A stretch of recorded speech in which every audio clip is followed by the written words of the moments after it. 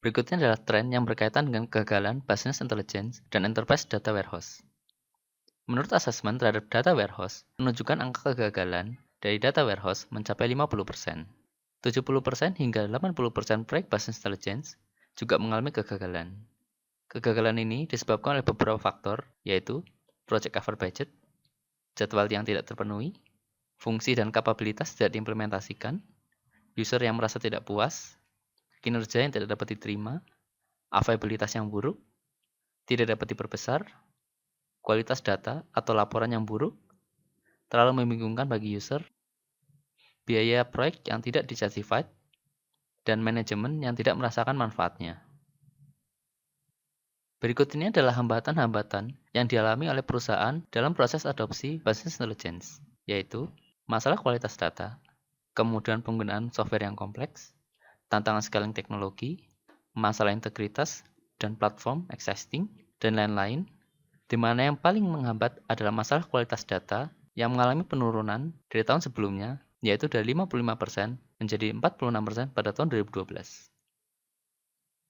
Berikutnya adalah persentase dari angka keberhasilan implementasi dari Business Intelligence, di mana 56% telah berhasil mengimplementasikan Business Intelligence, sedangkan 44% dinyatakan nyaris gagal dalam implementasi Business Intelligence. Berikut adalah contoh implementasi dari Business Intelligence, yaitu PNG, Business Spare and Decision Cockpit, yang melingkupi 56% proses PNG yang terjadi di seluruh dunia. Memacu pertumbuhan distribusi unit bisnis global dari 80% menjadi 90%, 58.000 user mengakses cockpit per minggu, reduksi email, setara dengan 400 mil kertas per tahun.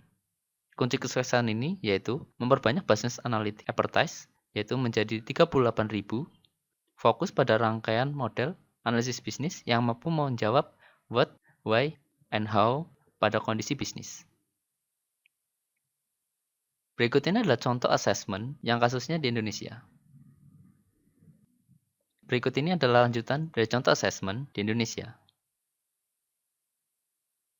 Apabila dilihat dari biaya dan keberhasilan implementasi dari Business Intelligence dan Enterprise Data Warehouse, biaya implementasi dari Business Intelligence dan Data Warehouse di berbagai perusahaan di Indonesia sangatlah beragam, dimulai dari ratusan juta rupiah hingga ratusan miliar rupiah.